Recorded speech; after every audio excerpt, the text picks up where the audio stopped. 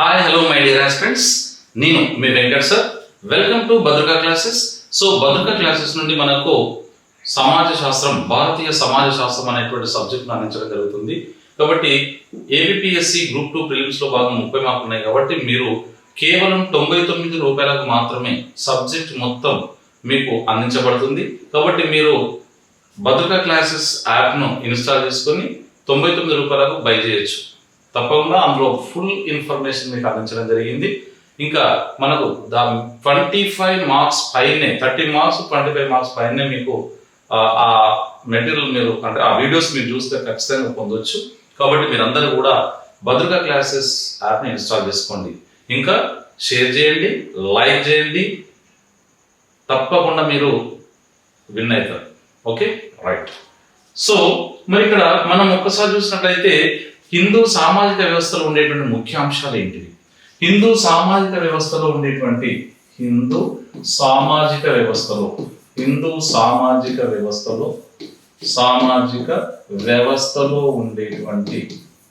వ్యవస్థలో ముఖ్యమైన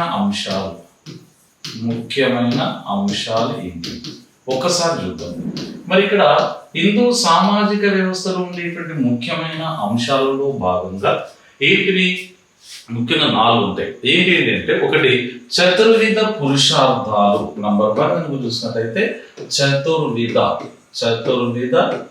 పురుషార్థాలు. ఓకే, చతుర్విధ అంటే 4 కాబట్టి చతుర్విధ పురుషార్థాలు. నెక్స్ట్ వర్ణ వ్యవస్థ. సో వర్ణ వ్యవస్థ అంటే కలర్ వ్యవస్థ కాదు. వర్ణాలు ఎలా ఏర్పడ్డాయి? 4 వర్ణాలు అనేవి. తర్వాత మూడోది వర్ణాశ్రమ ధర్మాలు. వర్ణాశ్రమంలో ఉండేటువంటి ధర్మాలు ఏంటి చూస్తాము. Next 4th one గుణకర్మలు.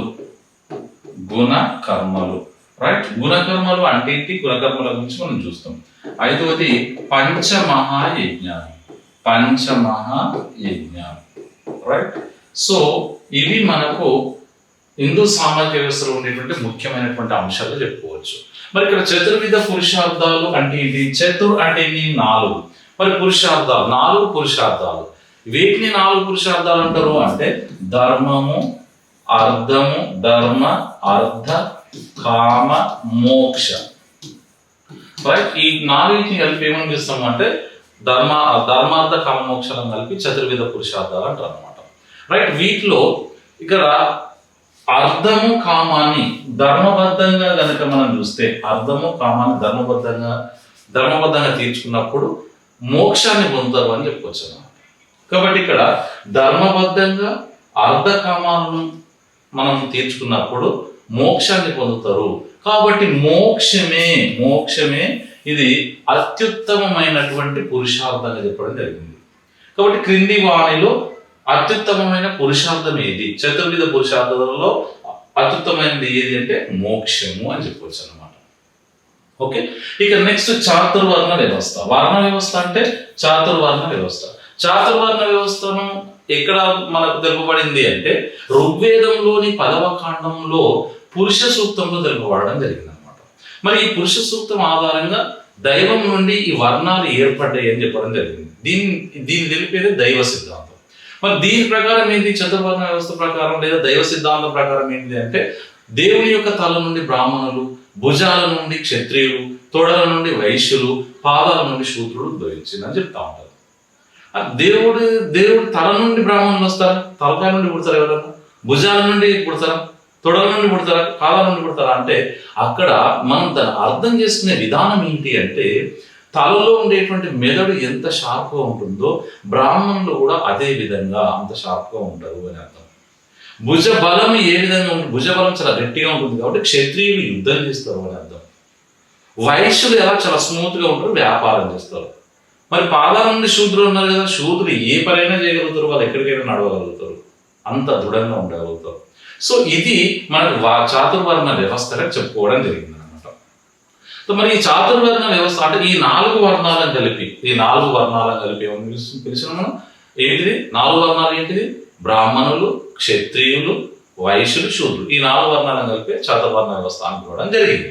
మరి ఇక నెక్స్ట్ వర్ణాశ్రమ ధర్మాలు ఏంటి? వర్ణాశ్రమ ధర్మాలు కనుక చూసినట్లయితే ముఖ్యంగా మనకు వర్ణాశ్రమ ధర్మాలు 4 ఉంటాయి. ఏంటిది? ఒకటి బ్రహ్మచర్యం. బ్రహ్మచర్యం అంటే ఏంటిది?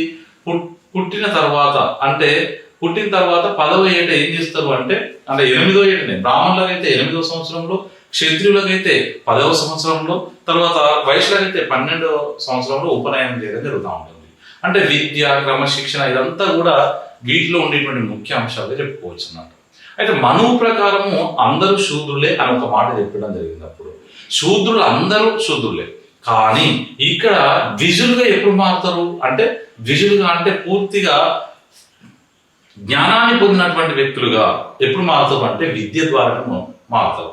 అప్పుడే వాళ్ళు బ్రాహ్మణులు, క్షత్రియులు, శూద్రులు, వైశ్యులే. అంతేగాని ఇక పుట్టుకతోని అందరు శూద్రులే అని చెప్పింది ఎవరు అంటే మనువు చెప్పడం జరిగింది. మనువు ప్రకారము ఈ మాట చెప్పడం జరిగింది అన్నమాట.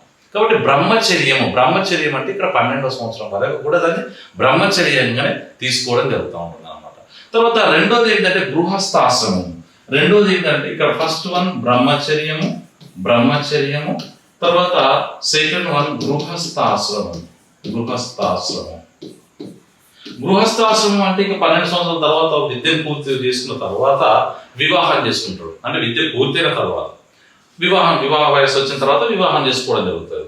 అప్పుడు గృహస్థాశ్రమం ప్రారంభమైంది. కాబట్టి అంటే కుటుంబ స్థాపనను గావించిన తర్వాత చతుర్విధ పురుషార్థాలను అనుసరించడం జరుగుతుంది. తర్వాత పంచమహాయజ్ఞానం 5 మనం పంచమహాయజ్ఞాలు అంటాం కదా, ఈ పంచమహాయజ్ఞాలను నిర్వహించడం జరుగుతుంది. మరి పంచమహాయజ్ఞాలు అంటే ఏంటిది అంటే ఇక్కడ దైవ యజ్ఞము, రెండోది ఋషి యజ్ఞము, తర్వాత పితృయజ్ఞము, దైవయజ్ఞము, ఋషి యజ్ఞము, పితృయజ్ఞము, తర్వాత నరయజ్ఞము, భూతయజ్ఞం కూడా ఉంటుంది. నరయజ్ఞము, భూతయజ్ఞం, ఇట్లా ఈ 5 యజ్ఞాలను గృహస్థాశ్రమంలో అతను ఏం చేస్తాడు అంటే అనుసరించాల్సి ఉంటుంది అన్నమాట. కాబట్టి ఈ 5 యజ్ఞాలను కలిపే ఏమని పిలిచిండ్రు? ఈ 5 యజ్ఞాలను కలిపి పంచమహాయజ్ఞాలు అని చూడడం జరిగింది. ఇక దీనిలో మనకు వర్ణాశ్రమ ధర్మాలలో మూడోది ఏంటిది అంటే ఏంటో చూసినట్లయితే వానప్రస్థాశ్రమము అంటాము. వానప్రస్థం. సో ఇక్కడ వానప్రస్థము వాస్తవంగా వానప్రస్థము అంటే ఏంటిది అంటే ఇతడు గృహస్థాశ్రమం చివరి సమయంలో ఏం చేస్తాడు, వృద్ధాప్యం ఎప్పుడైతే ప్రారంభమవుతుందో అప్పుడు ఆ కుటుంబాన్ని వదిలిపోయి అడవులకు వెళ్ళి అక్కడ ఆధ్యాత్మిక జీవనాన్ని గడుపుతాడు అన్నమాట. దాన్ని వానప్రస్థాశ్రయము అని పిలుస్తాం. వానప్రస్థాశ్రయము అంటారు. తర్వాత వానప్రస్థాశ్రయం పూర్తయిన తర్వాత 4వది ఏంటి అంటే సన్యాసాశ్రమం. మరి ఇక్కడ సన్యాసాశ్రమం అని చూస్తే సన్యాసాశ్రమము అనిపిస్తాం. మరి ఈ సన్యాసాశ్రమం కనుక చూసినట్లయితే ఇది జీవితంలో చివరి దశగా చెప్పుకోవచ్చు. జీవితంలో చివరి దశ సన్యాసాశ్రమం. అంటే ఈయన ఏం చేయాలి ఈ సమయంలో అంటే సమాజ సంక్షేమం కోసం పాటుపడుతూ ఆయన భిక్షాటన చేసి ఆహారాన్ని స్వీకరించాలి. ఇట్లా సో ఇది వర్ణాశ్రమ ధర్మం. ఇక మనకు ముఖ్యంగా గుణకర్మలు ఉంటాయి. ఈ గుణకర్మలు చాలా ఇంపార్టెంట్. గుణాలు ఎన్ని అసలు అంటే 3 గుణాలు. 3 గుణాలు ఏంటివి? ఈ 3 గుణాల కలయిక వల్లనే ఇక్కడ మనకు కర్మ అనేది ఏర్పడుతుంది. ప్రపంచంలో కర్మ అంతా కూడా దేని వల్ల జరుగుతుంది? గుణాల వల్లనే జరుగుతుంది. గుణాలు ఏంటి అంటే 3.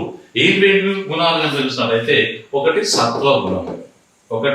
సత్వగుణం, రెండోది ఏంటిది రజోగుణం, మూడోది ఏంటిది తమో గుణం. రైట్, ఈ 3 గుణాలు ఉంటాయి. మరి ఈ 3 గుణాలు ఒకరిలోనే ఉంటాయా లేదా ఒక్కొక్కరికి ఒకే గుణం ఉంటుందా అని చూస్తే చాలా మంది చెప్పేది ఏంటంటే ఒకరికి ఒకే గుణం, ఆయన సత్వగుణ వ్యక్తి, ఈయన రజోగుణ వ్యక్తి, ఆయన తమోగుణ వ్యక్తి అని చెప్తా ఉంటారు. కానీ ఏంటిది అంటే ఈ 3 గుణాలు ప్రతి ఒక్కరిలో ఉంటాయి. మరి సత్వగుణం అని ఎందుకు అనాలి? సత్వగుణ ప్రధాని అని అంటాం. సత్వగుణం ఉన్నటువంటి వ్యక్తి అతను ఎవరికి ఏ హాని చేయదంటా ఉంటాం. అంటే అర్థం ఏంటి అంటే ఫర్ ఎగ్జాంపుల్ ఈ 3 గుణాలు కలిపి 100% మనం అనుకుంటే ఒక వ్యక్తిలో 60% సత్వగుణం ఉంటే అతనిలో 20% రజోగుణం ఉంటుంది, 20% తమోగుణం ఉంటుంది. అప్పుడు ఏది అతన్ని ప్రభావితం చేస్తుంది? సత్వగుణం ప్రభావితం చేస్తుంది. ఎక్కువ ఆయన సత్వగుణ ప్రధానంగానే ఉంటాడు అన్నమాట. మరి సత్వగుణం అంటే ఏంటిది?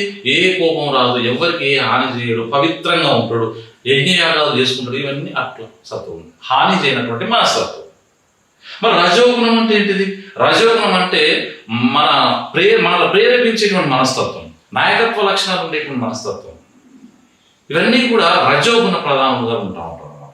మరి రజోగుణం ఉన్నటువంటి వ్యక్తి కనుక చూస్తే అతనిలో 60% రజోగుణం ఉంటుంది, 60% రజోగుణం ఉంటుంది, మిగతా 20% సత్వగుణం ఉంటుంది, 20% తమోగుణం. ఆయన నాయకత్వ లక్షణాలు ఎక్కువ కలిగి ఉంటా ఉంటారు, అందరిని ఆకట్టుకుంటా ఉంటారు. ఇక తమోగుణం కనుక చూసినట్లయితే, తమోగుణం వ్యక్తిలో కనుక చూసినట్లయితే, తమోగుణం అంటే ఇది నిర్లక్ష్యంగా ఉండడం, సోమరితనంగా ఉండడం, ఎలాంటి నాలెడ్జ్ లేకుండా ఉండడం, వాళ్ళని తమోగుణ ప్రధానంగా అనిపిస్తూ ఉంటారు. మరి ఆ తమోగుణం వ్యక్తిలో కనుక చూసినట్లయితే 60% తమోగుణం ఉంటే అతను తమోగుణం వ్యక్తి అని చెప్తాం. మిగతా 20% సత్వగుణం ఉంటుంది, మిగతా 20% రజోగుణం ఉంటుంది. ఇట్లా అంటే ఒక తాడులో 3 పురులు ఏ విధంగానైతే ఉంటాయో, ఒక తాడులో 3 పురులు ఏ విధంగా అయితే ఉంటాయో అదే విధంగా మనిషిలో 3 గుణాలు ఉంటాయి. ఇది 100% వాస్తవం. కాబట్టి ప్రతి వ్యక్తిలో 3 గుణాలు ఉంటాయని చెప్పవచ్చు. కాబట్టి ఇక్కడ మనకి ఏంటంటే గుణకర్మలుగా చెప్పుకుంటాము. తర్వాత పంచమహాయజ్ఞాలు అంటే దైవయజ్ఞం, ఋషియజ్ఞం, పితృయజ్ఞం, నరయజ్ఞం అని చెప్పుకోవడం జరిగింది. సో ఇవి మనం ముఖ్యమైనటువంటి హిందూ సామాజిక వ్యవస్థ ముఖ్యమైన అంశాలను ఈ 5 కూడా తీసుకోవడం జరిగింది. ఓకే, నెక్స్ట్ వీడియోతో మళ్ళీ కలుద్దాం. ఓకేనా? Thank you.